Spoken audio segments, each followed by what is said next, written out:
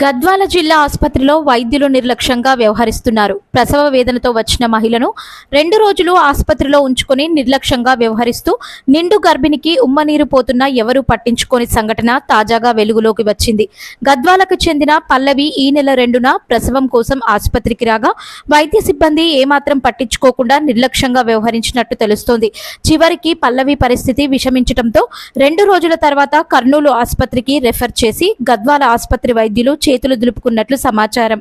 ఈ పరిణామంతో గద్వాల ఆసుపత్రి వైద్యులు సిబ్బంది తమలాంటి పేదల జీవితాలతో ఆరోగ్యాలతో చెలగాటమాడుతున్నారని బాధితులు ఆవేదన వ్యక్తం చేస్తున్నారు. మీరు ఇక్కడ వచ్చి ఎంతసేపు అయిందమ్మా?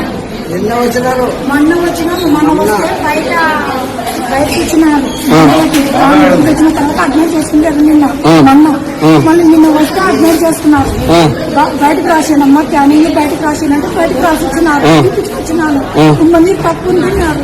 తక్కువ మందికి పెట్టినారు. బయటకే మందులు రాసిస్తే బయట మందులు తెచ్చినాం. ఈ రోజు కూడా బయట మందులు రాసిస్తే బయట మందులు మేము ఇచ్చినాం చేసినాం.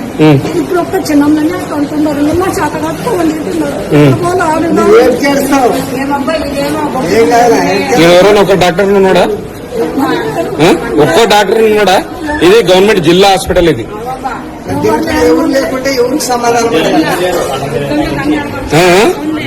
మొదట పేషెంట్ అక్కడ ఒక్క మంది పాయింట్ చేతులు ఎట్లా అంటారు. ఎక్కడ పోవాలా?